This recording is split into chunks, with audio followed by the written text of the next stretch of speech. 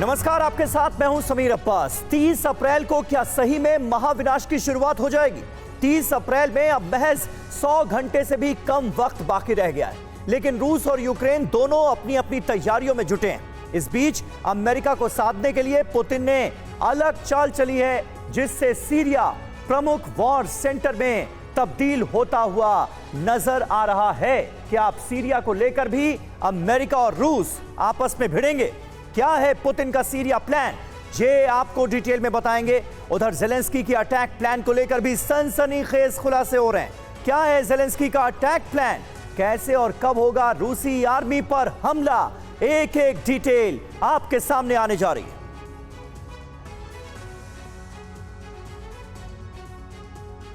और बुलेटिन की शुरुआत अहम खबर के साथ कर रहे हैं। डॉलर को लेकर रूस से अभी की बड़ी खबर। पुतिन ने रूस में डॉलर पर कसी नकेल। रूस में जोर शोर से चल रही है डी डॉलराइजेशन की प्रक्रिया।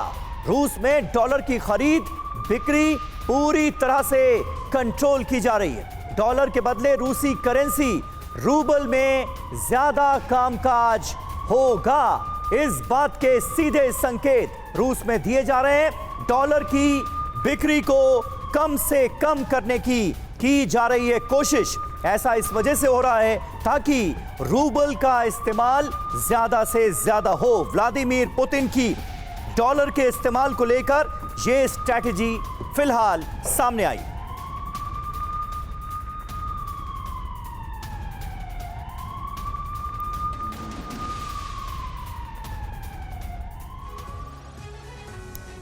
तो देखिए, कई अहम सवाल खड़े होते हैं इस बड़ी खबर के सामने आने के बाद। क्या रूस से डॉलर आउट होने जा रहा है? जी हां, रूस में जोरों पर पुतिन का डी डॉलराइजेशन। रूसी मार्केट से डॉलर को खत्म करना चाहते हैं व्लादिमीर पुतिन। डॉलर की खरीद बिक्री रूस में पूरी तरह से कंट्रोल की जा रही है। पहले मॉस्को में सैकड़ों डॉलर एक्सचेंज सेंटर्स थे, लेकिन अब सिर्फ कुछ ही बैंक डॉलर एक्सचेंज का काम कर रहे हैं।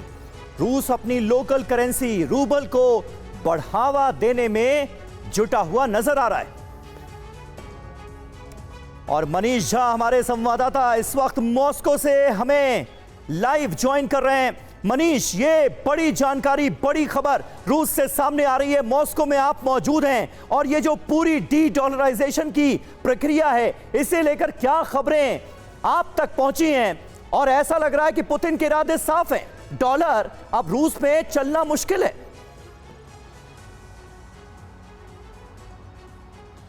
बिल्कुल समीर, पहले तो लगता था कि ये हवाई बातें हैं, लेकिन मॉस्को में आने के बाद खुद जब मैंने यहाँ के मार्केट की स्थिति देखी तो मुझे लगा कि पुतिन जो लगातार डी डॉलराइजेशन की बात करते आ रहे थे, उस दिशा में काफ़ी गंभीरता से कदम उठाए जा रहे हैं।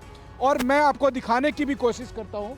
मेरे पीछे जो आप ये बिल्डिंग देख रहे हैं, इसी तरह के बिल्डिंग में, इसी तरह के मार्केटिंग कॉम्प्लेक्स में बहुत सारे ऐसे करेंसी एक्सचेंज के शॉप्स होते थे। मैंने खुद वहां पर अपना करेंसी एक्सचेंज कराया था। लेकिन आज की तारीख में मॉस्को शहर के ऐसे सैकड़ों करेंसी एक्सचेंज जो कि डॉलर का रूबल में या रूबल का डॉलर में एक्सचेंज करते थे, वो सब खत्म कर दिए गए हैं। अब सिर्फ कुछ चुनिंदा बैंकों के जरिए ही डॉलर को आप रूबल में एक्सचेंज कर सकते हैं।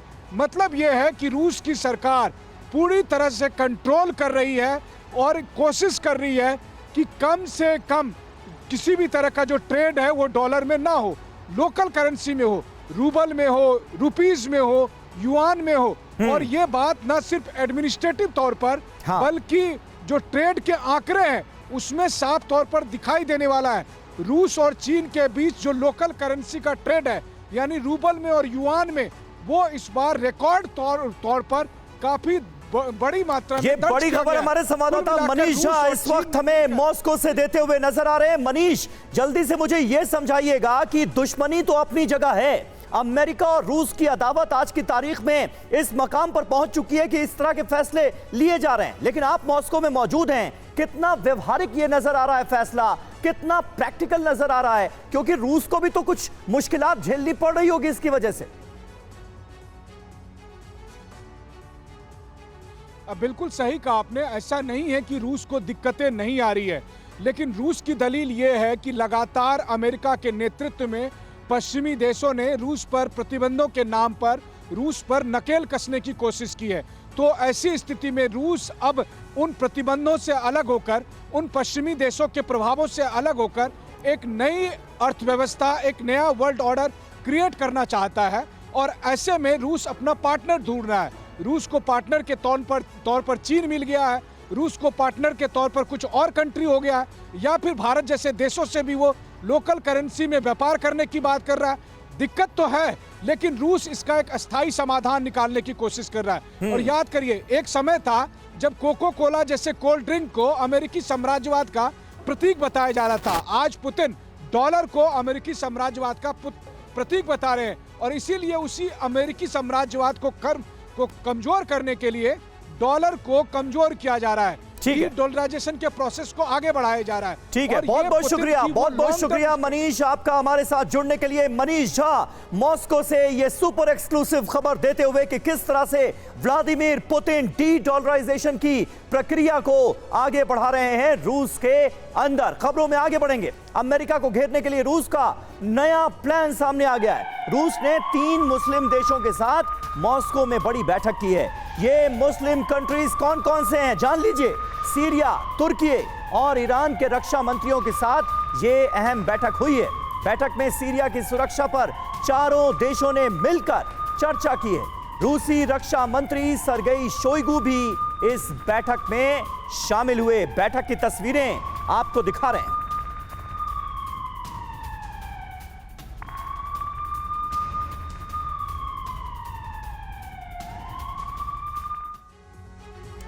तो देखिए, ऐसा लगता है कि पुतिन का नया प्लान पूरी तरह से तैयार है और सीरिया में अमेरिका को घेरने की तैयारी है। जी हां, अमेरिका को चित करने के लिए रूस की यह नई रणनीति सामने आई है। सीरिया, तुर्की, ईरान के साथ मजबूत गठजोड़ बनाने की जा रही है कोशिश। तीनों मुस्लिम देशों को अपने पाले में लाने की कोशिश कर रहे हैं व्लादिमीर पुतिन। तीनों देशों के रक्षा मंत्रियों के साथ बैठक इसी प्लान का, इसी योजना का हिस्सा बताया जा रहा है। बैठक में सीरिया और यूक्रेन जंग पर चारों देशों के बीच चर्चा हुई। सीरिया की सुरक्षा को लेकर सीरिया, तुर्की और ईरान में यह चर्चा हुई है। सीरिया को लेकर रूस और ईरान पहले से अमेरिका के निशाने पर हैं। बैठक का मकसद अमेरिका को यूक्रेन और सीरिया में घेरना है। और 30 अप्रैल के महासंहार की रणनीति लागू करने से पहले राष्ट्रपति पुतिन ने एक इंटरनेशनल कूटनीति वाली चाल चली। पुतिन के TRCIS ग्रुप में से 4 देशों के रक्षा मंत्रियों की बैठक मॉस्को में हुई है। ईरान, सीरिया और तुर्की के रक्षा मंत्री मॉस्को पहुंचे। तुर्की, जो कि नाटो का सदस्य देश है, उसके रक्षा मंत्री का 30 अप्रैल से पहले मॉस्को पहुंचना यह दरअसल बहुत बड़ी डिप्लोमेटिक घटना है। इस बैठक के जरिए पुतिन अमेरिका के खिलाफ बड़ा मोर्चा तैयार कर रहे हैं। यह कैसे किया जा रहा है, आइए विस्तार से समझाते हैं।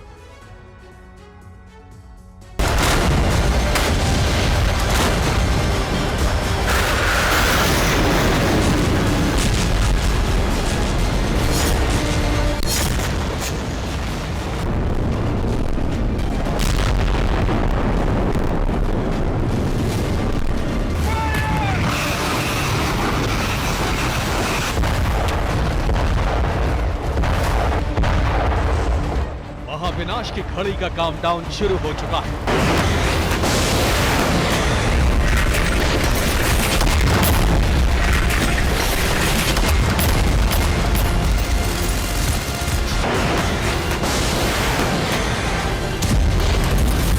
महाविनाश की तारीख 30 अप्रैल फिक्स हो चुकी है।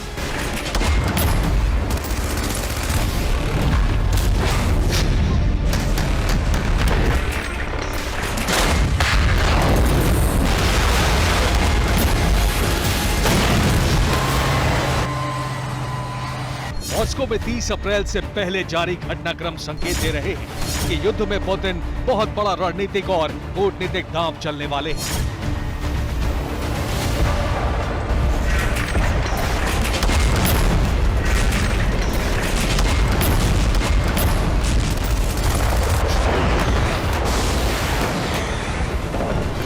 यूक्रेन, पोलैंड और यूरोप के दूसरे देशों सहित अमेरिका से रूस का सीधा टकराव 100% तय माना जा रहा है। इस टकराव से पहले मॉस्को में एक रणनीतिक और कूटनीतिक मंच सजाया गया, जिसमें 5 देशों के समूह में 4 देश शामिल हुए। पुतिन के ट्रिक्स ग्रुप में 5 देश हैं। टी मतलब तुर्की, आर मतलब रूस, आई मतलब ईरान, सी मतलब चीन और एस मतलब सीरिया। इन 5 देशों में से 4 देशों यानी तुर्की, रूस, ईरान और सीरिया के रक्षा मंत्रियों की बैठक मॉस्को में हुई।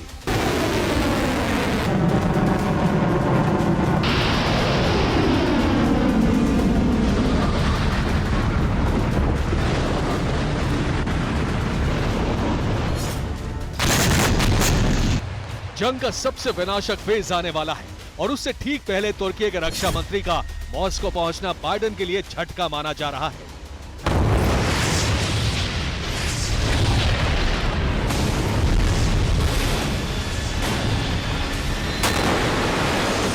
तुर्की नेटो का सदस्य देश है, लेकिन उसके रक्षा मंत्री का मॉस्को पहुंचने का मतलब है रूस के साथ सहयोग।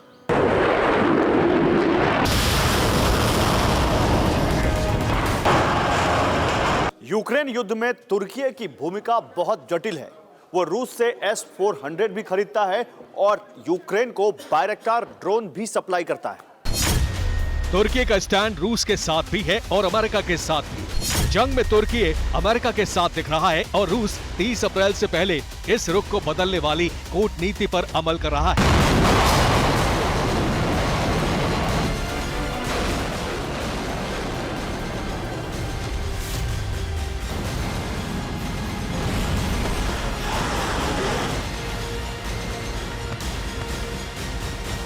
इसीलिए ट्रिक्स के 4 देशों के रक्षा मंत्री मॉस्को में मिले और तुर्की को रूस के समर्थन में लाने वाला कूटनीतिक प्लान बनाया गया। तुर्की और सीरिया का विवाद पुराना है, लेकिन अपने क्षेत्र में दोनों का स्टैंड एंटी अमेरिका है।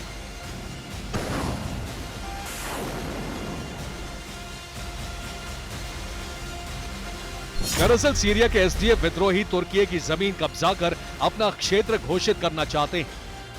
एसडीएफ के ठिकानों पर तुर्की एयर स्ट्राइक करता रहता है। एसडीएफ ग्रुप को अमेरिका का समर्थन है। सीरिया, तुर्की, ईरान और रूस सीरिया में अमेरिका का दखल नहीं चाहते, यानी सीरिया विद्रोहियों के मुद्दे पर तुर्की भी अमेरिका के खिलाफ है।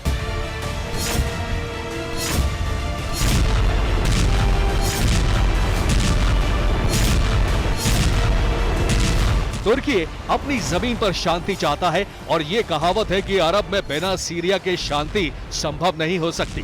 तुर्की और सीरिया में शांति का फॉर्मूला है सीरिया से अमेरिका को बाहर करना। इसी समझौते के लिए मॉस्को में रक्षा मंत्रियों की बैठक बुलाई गई।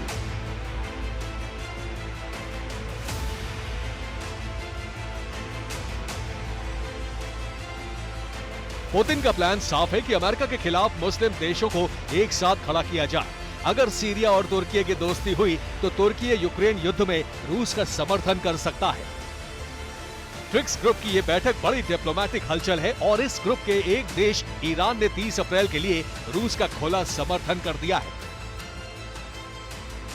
ईरान ने रूस को हथियारों की नई खेप रवाना कर दी है। रूस के नेवी शिप कैस्पियन सागर से आर्टिलरी के गोले लेकर रूस पहुंच रहे हैं। 30 अप्रैल के ऑपरेशन के लिए ईरान रूस को हथियार दे रहा है।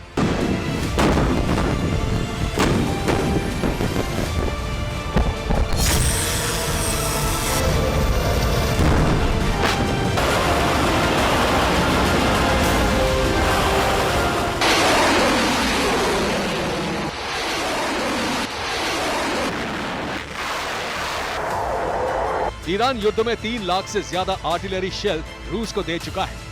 यूक्रेन की इस जंग ने अरब में शक्ति संतुलन के समीकरण उलट कर रख दिए हैं।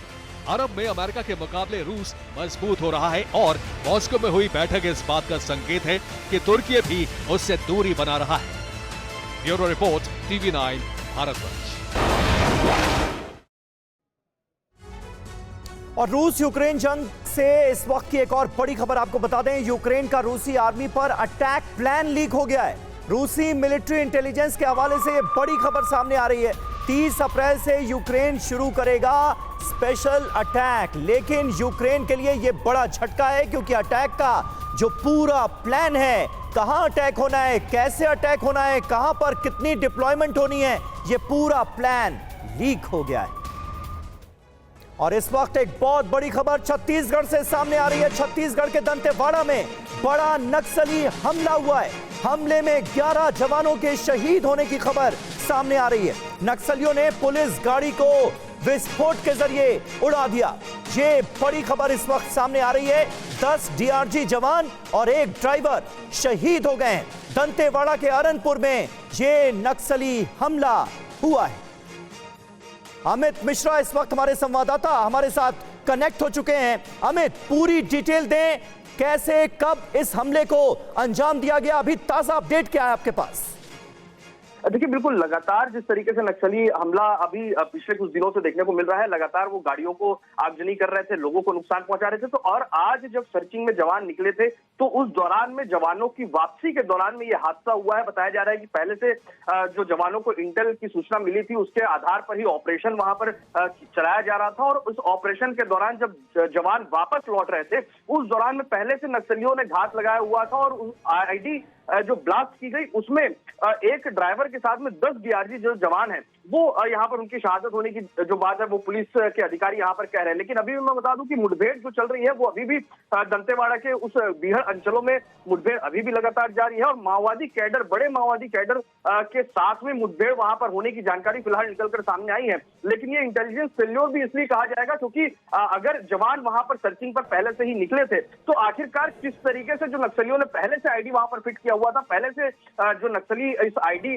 को विस्फोट करने के लिए इंतजार कर रहे थे कि कब जवान वहां से गुजरेंगे और इस आईडी को वहां पर विस्फोट किया जाएगा। और इसमें नक्सली सफल हो गए, यानी कि उनकी जो इंटेल थी, उनको जो जानकारी मिली थी कि नक्सलियों से लगातार जो जवानों की मुठभेड़ हो रही है वो किस रास्ते से आएंगे, किस रास्ते से वापस जाएंगे, कैसे जवानों की मूवमेंट होगी, ये तमाम जानकारियां नक्सलियों को पहले से थी। और जवानों को सुरक्षित रखना जिन अधिकारियों की जिम्मेदारी थी, उन्हें शायद ये इतना इल्म नहीं था कि वो किस तरीके से उन तमाम लोगों को जो सुरक्षित है वापस लाने के लिए बेहतर प्लान बनाया जा सके। और यही वजह है कि जो जानकारी में जो चूक हुई है, इंटेल में जो चूक हुई है, बिल्कुल सही बात है। इंटेलिजेंस का तो फेल्योर है ही निश्चित तौर पर। जिस तरह से इस बड़े हमले को नक्सली अंजाम देने में कामयाब रहे, छत्तीसगढ़ के दंतेवाड़ा में यह बड़ा नक्सली अटैक हुआ है। 11 जवानों के शहीद होने की खबर इस वक्त सामने आ रही है और हमारे संवाददाता जो जानकारी दे रहे हैं वो बहुत अहम है। 10 डीआरजी जवान और एक ड्राइवर शहीद हो गए हैं, उनकी शहादत हुई है। आईईडी ब्लास्ट के जरिए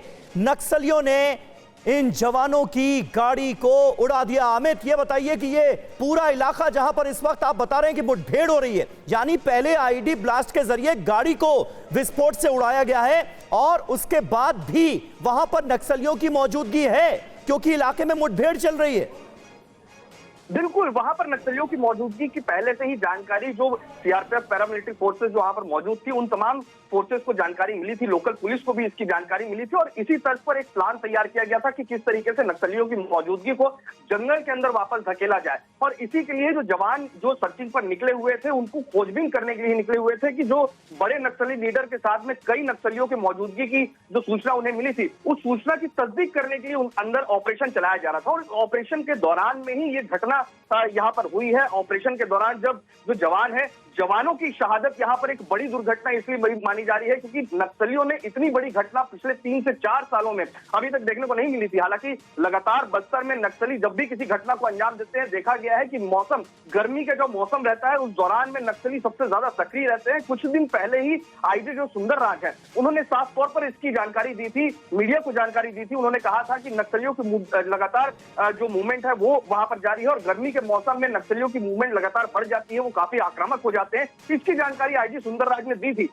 लगातार उनकी जानकारी के बावजूद ऑपरेशन को किस तरीके से अंजाम दिया जाए, इसको लेकर बैठकें भी वहां पर हुई थी क्योंकि कुछ महीने पहले ही, कुछ दिनों पहले ही यहाँ पर अमित शाह का दौरा हुआ था और उन्होंने कहा था कि नक्सलियों को बैकफुट पर धकेला जा रहा है। और ये जवाबी हमला सीधे तौर पर सभी जो ये दावे किए जाते थे कि नक्सलियों को बैकफुट पर धकेला गया, चाहे वो राज्य सरकार दावा कर रही है या केंद्र सरकार दावा कर रही है, दोनों ही गृह मंत्री, राज्य के गृह मंत्री, देश के गृह मंत्री जब दोनों इस बात को कहते हैं तो नक्सली यहाँ पर एक बड़ा धमाका करते हैं और एक तरीके से यहाँ पर दर्शाने की कोशिश करते हैं कि नक्सली अभी भी वहां पर उनकी मौजूदगी है, बड़े पैमाने पर मौजूदगी है और एक बड़ा अटैक इसे देखा जा रहा है। सर्चिंग और जो जवानों के साथ में मुठभेड़ है नक्सलियों की, वो अभी भी उन भीड़ अंचलों में जारी है। जी बिल्कुल अमित, ये बड़ी जानकारी आप दे रहे हैं। जिस तरह से इस हमले को अंजाम दिया गया है, जो जानकारियां सामने आ रही हैं वो ये साफ तौर पर बता रही हैं कि पूरे प्लान को अंजाम देने में नक्सली कामयाब रहे हैं। यानी एक फुल प्रूफ प्लान बनाया गया, एक इंफॉर्मेशन लीक की जाती है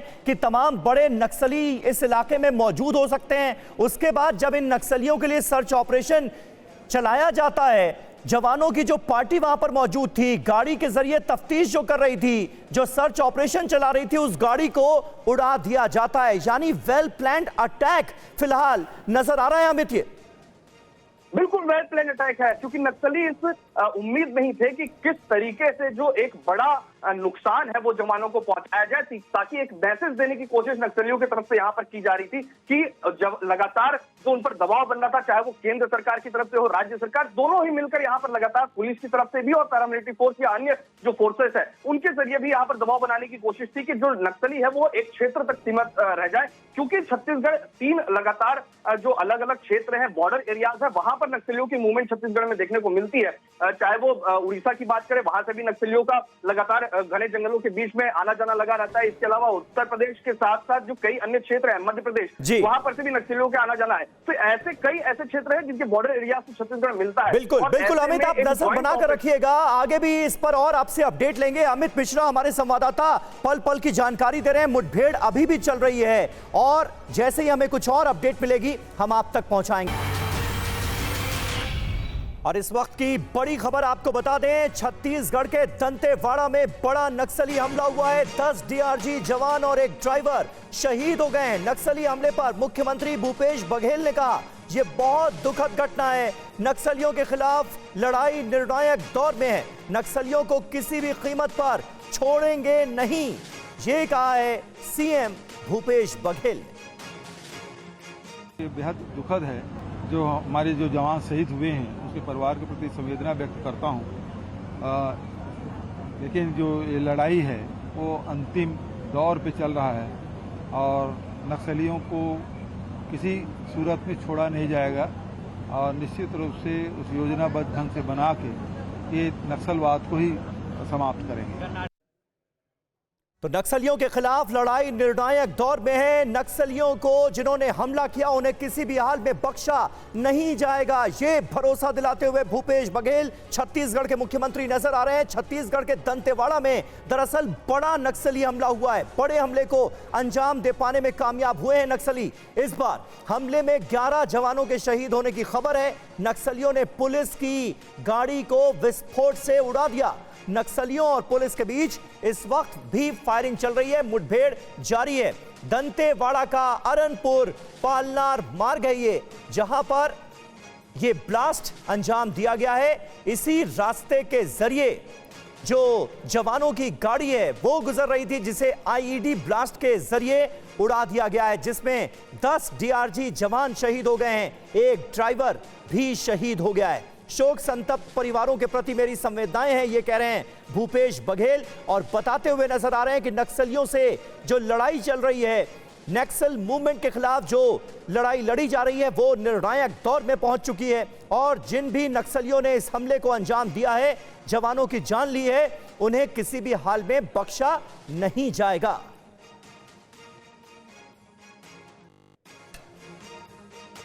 तो ये बड़ी खबर आपको बता रहे हैं, नक्सलियों ने आईईडी ब्लास्ट के जरिए जवानों की गाड़ी उड़ा दी। छत्तीसगढ़ के दंतेवाड़ा में एक और बड़ा नक्सली हमला कर पाने में कामयाब रहे हैं नक्सली, और जो जानकारियां, शुरुआती जानकारियां मिल रही हैं उसके आधार पर बताया यह जा रहा है कि ये खबर मिली थी कि कुछ नक्सलियों की इस इलाके में मूवमेंट हो सकती है, और जब उन नक्सलियों के लिए सर्च ऑपरेशन चलाया जा रहा था, उनकी धरपकड़ की कोशिश की जा रही थी, उसी वक्त नक्सलियों ने इस बड़े हमले को अंजाम दिया है। अमित मिश्रा हमारे संवाददाता लगातार हमारे साथ बने हुए हैं। अमित, कुछ और अपडेट मिल पाई है क्या? देखिए, बिल्कुल फिलहाल जो बैठक है, एक हाई कमेटी की बैठक वहां पर शुरू हो चुकी है, जिसमें डीजीपी सीधे तौर पर ऑनलाइन के माध्यम से वहां पर जुड़े हुए हैं और उस क्षेत्र के बस्तर क्षेत्र के जो आईजी हैं उन्होंने तमाम अधिकारियों के साथ में वहां पर बैठक शुरू कर दी है। वहां पर बैकअप टीम को भी भेजा गया है। फिलहाल जो सर्चिंग है वो अभी भी जंगलों के अंदर पे जारी है, क्योंकि अभी भी उनकी मौजूदगी वहां पर होने की बात कही जा रही है। लेकिन सबसे बड़ी बात कि जिस तरीके से ये घटना हुई है, सीधे तौर पर जवान जब सर्चिंग पर निकले थे, क्योंकि जवानों को पहले से ही इनपुट मिला हुआ था कि उस क्षेत्र में नक्सली हो सकते हैं, कुछ बड़े जो नक्सली कमांडर हैं उनकी भी मौजूदगी वहां पर होने की बात कही जा रही थी। लेकिन सबसे बड़ी बात, बिल्कुल अमित यहाँ पर थोड़ी देर के लिए आपको रोकना चाहूंगा। इस वक्त इसी मामले से जुड़ी एक बहुत बड़ी अपडेट आ रही है। गृह मंत्री अमित शाह ने छत्तीसगढ़ के सीएम भूपेश बघेल से बात की है। अमित शाह ने बघेल को हर मदद का भरोसा दिलाया है। तो मुख्यमंत्री छत्तीसगढ़ से बात की है गृह मंत्री अमित शाह ने। आमोद राय हमारे पॉलिटिकल एडिटर इस वक्त हमारे साथ जुड़ चुके हैं। आमोद, देखिए बड़ा नक्सली हमला है, 11 जवानों की शहादत हुई है। गृह मंत्री अमित शाह ने मुख्यमंत्री छत्तीसगढ़ से बात की है, क्या बात हुई है, क्या जानकारी मिल पा रही है? देखिए समीर, गृह मंत्री ने मुख्यमंत्री से उस घटना की पूरी तहकीकात और जानकारी ली है कि कहाँ घटना घटी और कितने इसमें डीआरजी के जवान हताहत हुए हैं और सच्चाई क्या है और किस तरह से इसको अंजाम दिया गया नक्सलियों के द्वारा। मैं आपको बताऊं, थोड़े दिन पहले गृह मंत्री उस इलाके में गए थे और सुदूरवर्ती हिस्से में गए थे जहां पे डीआरजी के जवान से उन्होंने बात भी की थी। और उन्होंने, आपको याद हो कि ये भी कहा था कि डीआरजी के एक जवान को बुलाकर उन्होंने कहा था कि यहाँ के जो आदिवासी हैं उनकी सुरक्षा आपकी प्राथमिकता होनी चाहिए, उनको किसी तरह की दिक्कत नहीं होनी चाहिए।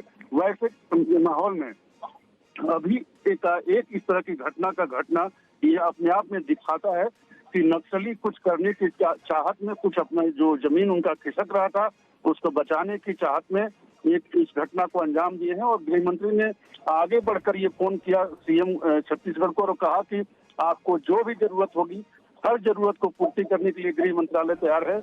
आप महज एक इशारा करें, एक आदेश करें। तो ये इस बातचीत का मुख्य लबोलुबाब हिस्सा रहा। समय बिल्कुल सही बात है। और आमोद, यानी कुल मिलाकर हर मुमकिन मदद का भरोसा दिलाया गया है केंद्र सरकार की तरफ से। गृह मंत्री अमित शाह ने फोन करके छत्तीसगढ़ के मुख्यमंत्री भूपेश बघेल को यह भरोसा दिलाया है। आमोद, लेकिन एक खास बात है, देखिए गृह मंत्री अमित शाह जब छत्तीसगढ़ गए थे उन्होंने भी यह बात कही थी कि नक्सलियों के खिलाफ जो हमारी लड़ाई है वो निर्णायक दौर में पहुंच चुकी है। आज भूपेश बघेल भी इस बात का जिक्र करते हुए नजर आए। कहीं ना कहीं नक्सलियों के अंदर इस बात को लेकर भी छटपटाहट नजर आ रही है।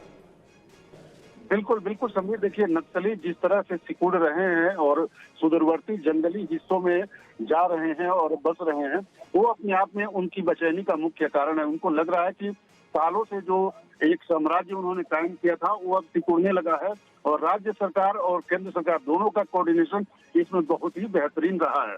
और जिस 10 डीआरजी के जवानों को मारा गया है वो कहीं बाहर से नहीं आए थे।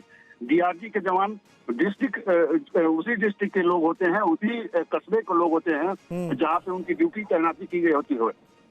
ये अपने आप में ये दिखाता है कि वहाँ के लोकल जो रिक्रूटेड नए जवान थे उनकी हत्या नक्सलियों द्वारा किया गया है। तो ये अपने आप में वहाँ के समाज में भी नक्सलियों के विरोध में एक विचार और व्यवहार पैदा करेगा, क्योंकि वहाँ के लोकल लड़के थे इस डीआरजी में और उनकी इसमें मौत हुई है।